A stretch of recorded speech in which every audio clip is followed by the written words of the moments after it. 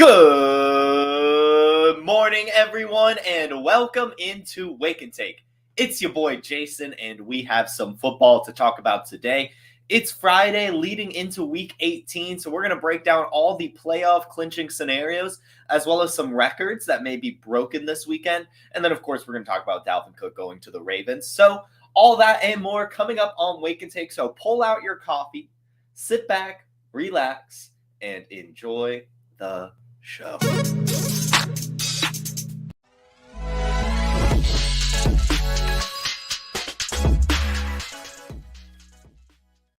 morning, everyone. Welcome into the chat. Great to see you, Harry Snowman. Great to see you, everyone else in the chat. Hope you're doing well this morning. It is January 5th. We're in 2024, so can't really believe it. But here we go. Dalvin Cook. He's heading to the Ravens. We talked about it when he was dropped by the Jets.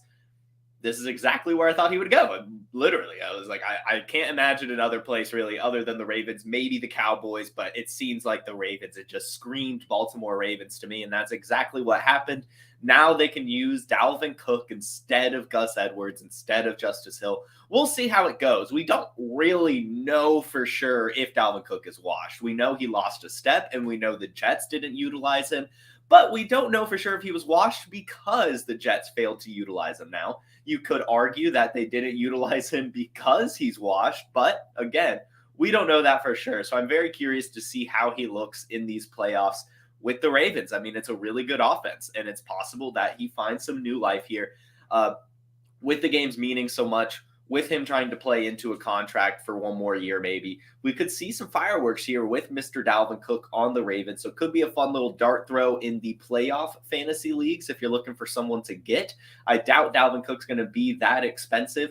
I will still wager that Gus Edwards is going to score some touchdowns. I think that Gus Edwards is still that guy on this team, not just because the coaching staff loves him, but because he genuinely has a nose for the end zone. But I do still think Dalvin Cook will at least relegate Justice Hill, and for the most part take some carries away from Gus Edwards as well as they move forward for these playoffs. And hopefully he can get a ring. I think that would be cool for a player like Dalvin Cook to end his career maybe on a high note. So he's going to Baltimore, and we'll see how it goes. I'm kind of excited about it. I like to see these random moves at the end of the season, just going to a new team, trying to get a ring. It's pretty exciting. I like to see it. And I would say it's a win-win, really. I mean, Dalvin Cook gets a chance at a ring, and the Ravens get a chance at a guy who used to be elite and could potentially still have some tread left on the tire, even if it's not like a elite level of production. I mean, he's got to look better than Leonard Fournette looked for the Bills.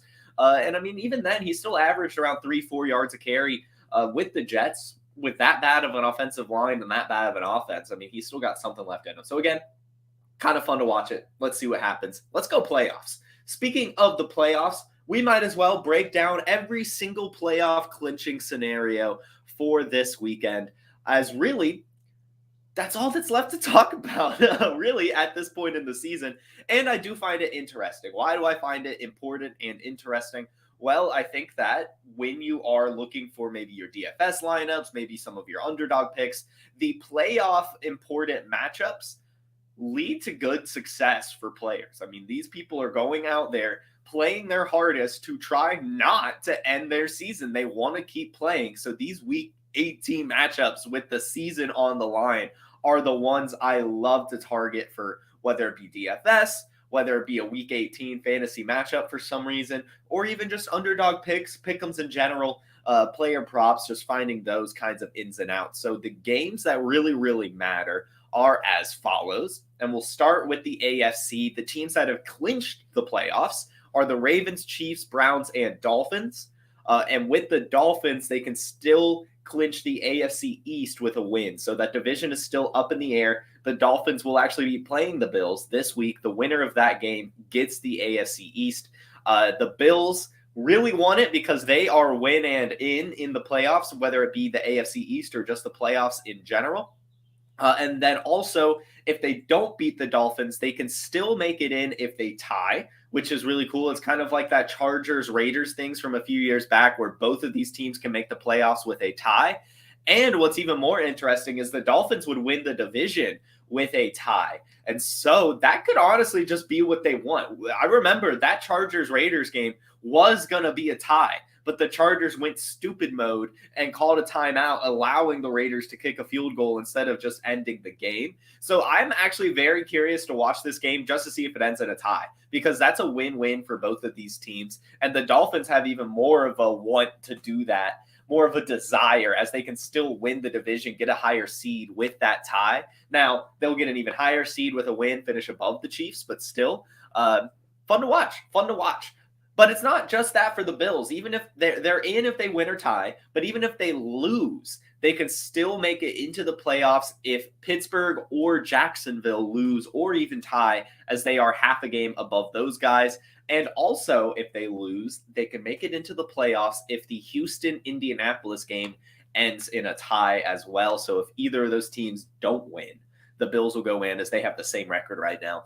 So that's kind of the scenario for Buffalo. There's a lot of them. The one they want the most, obviously, is going to be winning, or tying would be the easiest. But even with the losses, there's still some hope there. Pittsburgh has a tough matchup. Jacksonville's got an okay matchup. And then who knows? I mean, Houston-Indy could totally end in a tie. The next team to talk about in the AFC is the Texans, and really the AFC South in general. This is still up in the air. The South hasn't been won yet. Really, it starts with the Jaguars. So if they win this week, they will win the NFC South title.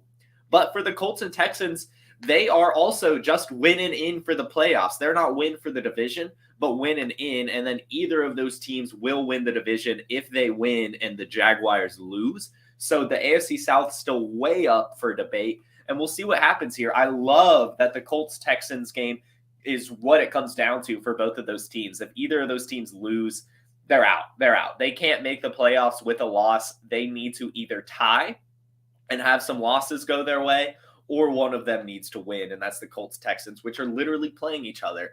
That's going to be a fun one to watch. And again, they can both win the South if either of them win and Jacksonville loses, or if they tie this game and Jacksonville loses. Could be fun too.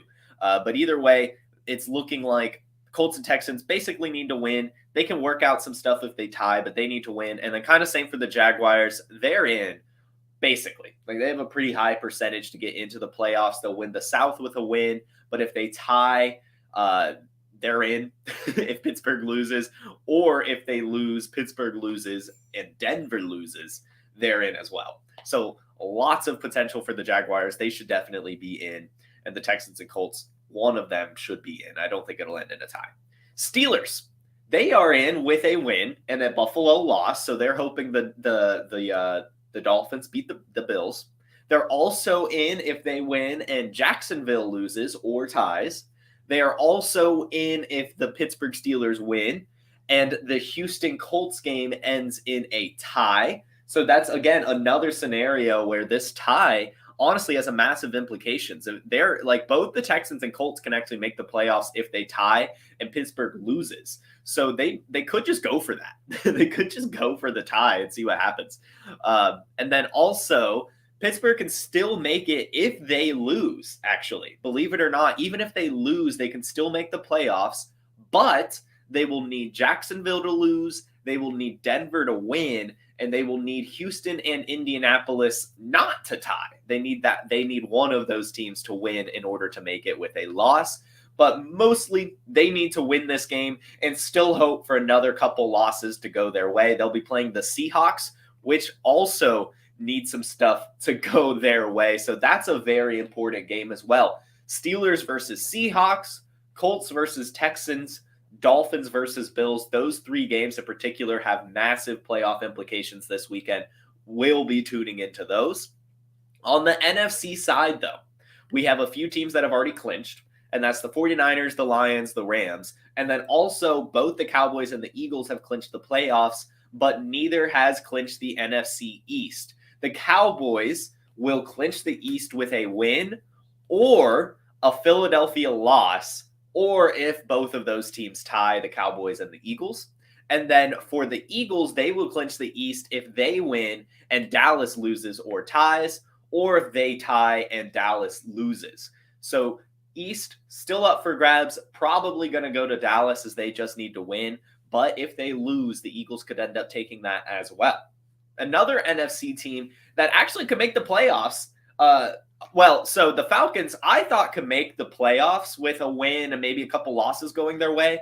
But actually, the only path for the Falcons forward is to win the NFC South, which is still up for grabs this week as they play the Saints. So if they beat the Saints and the Buccaneers lose, the Falcons will actually end up winning the South. But there's no other scenario for them. So even if they win and Tampa Bay wins and, say, the Seahawks lose, the Falcons are still not in the playoffs. They need to win the South, and that starts with a Tampa Bay loss and a win against the Saints. We're hoping for it. Next up, we have the Packers, who are actually winning in, which is awesome. I would love to see the Packers in here. I'm not even a Packers fan. In fact, up until this year, the Packers were my least favorite team in the NFL, but I kind of like Jordan Love. I just do. I don't know. So they are winning in, which is awesome. I like those scenarios. Just go win your football game. Don't worry about the rest of it. But there's still some other stuff as well. If they tie and Seattle loses or the Saints lose, they're in. They're also in if they lose, if the Vikings lose or tie and Seattle loses, and then either New Orleans or Tampa Bay loses, they can make it in as well. And then the Vikings, they are in if they win, the Packers lose, the Seahawks lose, and then also either one of the Buccaneers or the Saints lose. So lots of teams need the Buccaneers to lose in the NFC, as well as the Saints. The NFC South is really holding some teams hostage despite being such a bad division. Speaking of the South, the Saints could be in if they win. Tampa Bay loses or ties, they will win the NFC South. They could also still win the South with a tie against the Falcons if Tampa Bay loses. But more than likely, they will be looking forward to having to make the playoffs with a win, a Seattle loss or tie, or a Packers loss or tie. That's the scenario for them. South still up for grabs for any three of the teams competing for it. Looking more likely for the Buccaneers, as all they need to do is win or tie. So that's probably what's going to happen. But either way, still up for grabs for the Saints, still up for grabs for the Falcons. The Seahawks, they're able to make the playoffs with a win and a Green Bay loss or tie. They can also make it if they tie and Green Bay loses, and then either one of the Saints or Buccaneers lose or tie as well. So tons of scenarios there. The Buccaneers are the last team to talk about who are hoping to clinch the South. All they need to do is win or tie, and they will get it. And that's if New Orleans also loses or ties. If they tie and New Orleans wins, again, New Orleans will win it. So mainly the Buccaneers just need to win this game. They could also still make the playoffs with a tie, a Seattle loss, and a Green Bay loss or tie. Lots of words were thrown at you. Hopefully you guys understood it. But again, really the games that matter the most this weekend are going to be the Bills Dolphins, the Falcons Saints, the Steelers Seahawks, and the Colts Texans. Those are some huge games this weekend. So those are the playoff scenarios. I did also find some records that could be broken this weekend. And we'll start with the easy one, Puka Nacua. Puka Nacua only needs 4 receptions and 29 receiving yards to break the record for most receptions and most receiving yards by a rookie in their rookie season. And so, again, that's 4 receptions and 29 yards. We talked about this a little bit yesterday. I fully imagine he will break this record and then just get benched. So I think the first quarter, it's just going to be a pass to Puka, pass to Puka, pass to Puka, pass to Puka, and hopefully he catches all 4 of those and gets 29 yards off of those 4. But that's what it's looking like for Puka. That's the one record that will probably be broken this weekend. I have 2 more that are very unlikely, but fun. And so we'll talk about it because who doesn't love fun? First off, Tyreek Hill can still break the record for most receiving yards in a season. He needs 247. Yes, that's a ton of receiving yards. But Tyreek Hill has done that once in his career. He has a 250-yarder and 2 other 200-yarder games in his career. And he started this year with 215 receiving yards. So it could be fun if he ends the year on a similarly high note, breaking Calvin Johnson's record with 247 receiving yards. He needs just under 300 to break 2,000. So still within the realm of possibilities. The guy has to have a massive week. It's probably not going to happen as he's less than 100%. But why not keep our eye on it? That game is going to be huge. The Dolphins-Bills game, it has many playoff implications as well as this record implication for Tyreek Hill. I mean, he could come out swinging and going for it. And the last record that could be broken, extremely unlikely, but possible, given the playoff implications, CJ Stroud needs 531 pass yards to break Andrew Luck's record for most pass yards by a rookie quarterback. He definitely would have broken this record if he didn't get the concussion. So it's really sad to see that he needs such a massive mark to end up breaking it. But again, it's possible. The Colts defense has given up a ton of yards and points this year. And again, the Texans really need to win this game to make the playoffs. And so he's going to come out slinging it. Unfortunately, there's no Noah Brown, and we already know Tank Dell is out, so he's going to be without his weapons. But still, I mean, why not? Why not root for 531 pass yards from CJ Stroud to break the record this weekend? Probably not going to happen, but possible. But totally possible. So we'll be watching Puka Nacua, Tyreek Hill, and CJ Stroud heavily this weekend just to see what happens in regards to those records. All right. There's also tons of contract incentives as well. Thanks for pointing that out, Anthony. I should have gone and grabbed those. That would have been a good thing to talk about as well. But I did not look at that. I remember one was like DeAndre Hopkins needs a few more receptions. Deebo Samuel needs some rush yards, but he's not playing. Yeah.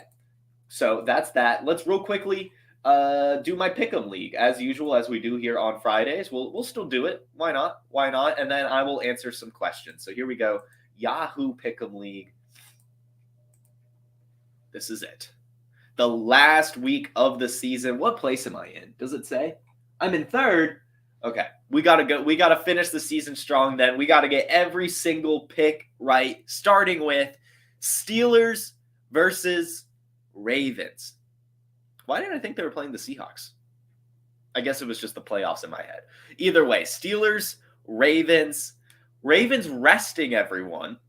And so I'll just go with the Steelers. Since they have to win this game and the Ravens are resting everyone, why not? We'll give it to the Steelers. Texans, Colts, I'm going to give it to the Texans. I really want the Texans to make the playoffs, and so I'm just going to give it to them. And that's how we're going to operate these picks in general. So screw it. The Falcons will beat the Saints, and the Panthers will beat the Buccaneers, allowing the Falcons to win the NFC South. Thumbs up. Let's go. Next up, we have the Bengals, Browns. Browns are resting their starters, so we'll just go with the Bengals here. Not really that important of a game for the Browns. I think the Bengals will want to end their season on a high note. Vikings, Lions.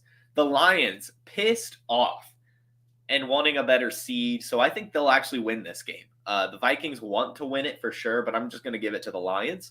Jaguars, Titans. Jaguars need to win this game. It's looking like Trevor Lawrence is going to try to tough it out, so I'm just going to give it to them.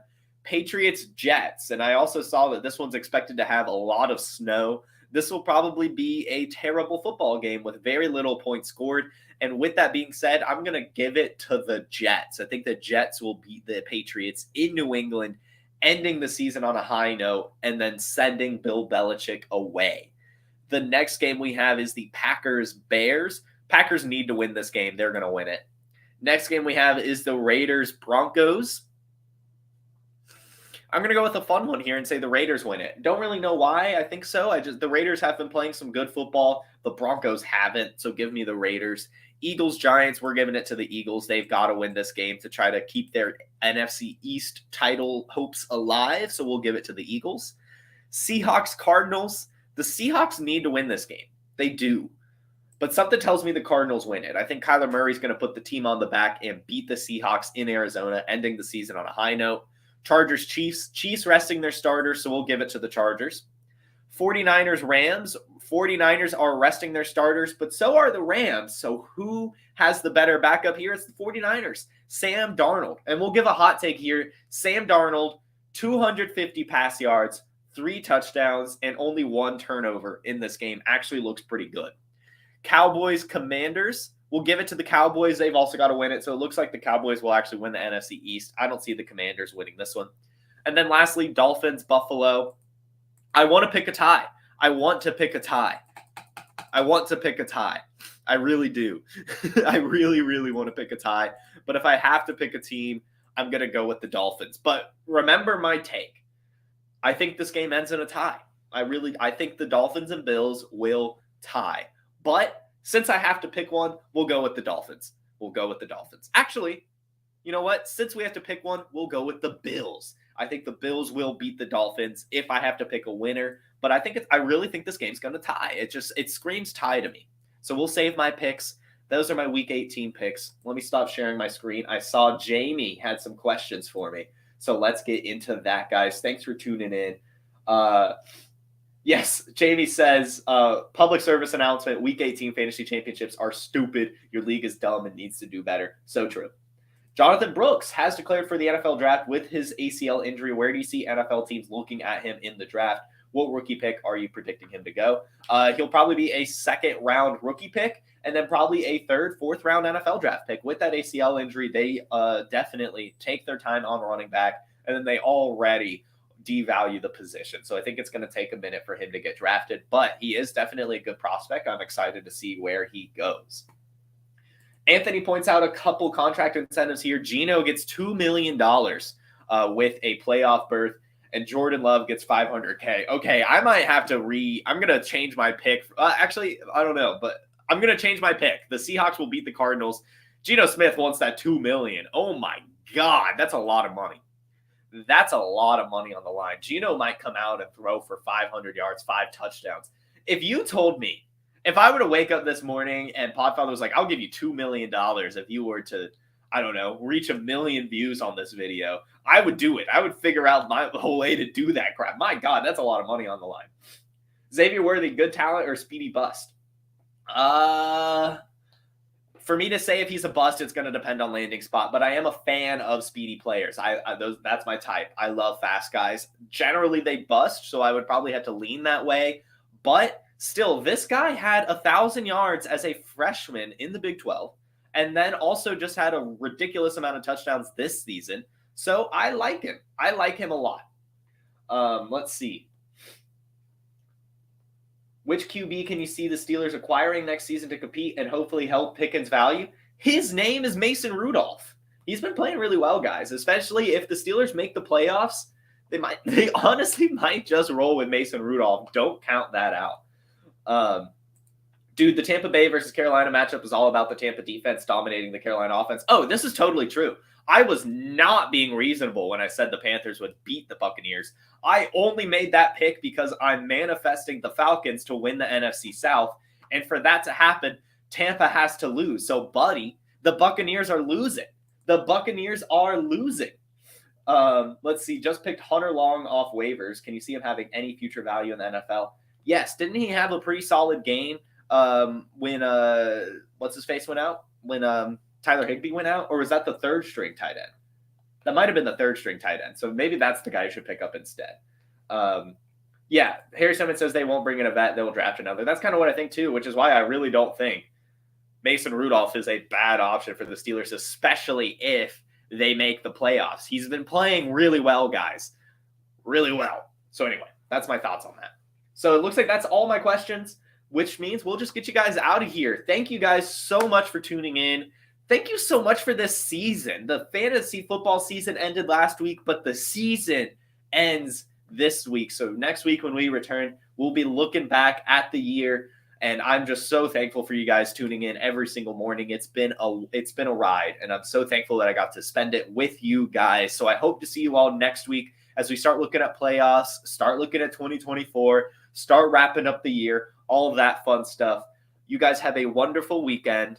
Have your 2024, all of your dreams come true. And I'll see you guys all next week. Thanks for tuning in. See you guys Monday, 10 a.m. Eastern on the Player Profiler, YouTube, Facebook, and Instagram. Don't forget to like and subscribe. Peace. Hey, I want to take a moment to thank you for tuning in. It's important to me that all of our media be free. This is only possible because of you, allowing a true independent sports media enterprise to thrive unlike any other in the business. So please subscribe to the All In Package to continue to make all of this possible, to ensure that all of our stats, information, data, content is available to you, especially you, the people that get the site and get the show.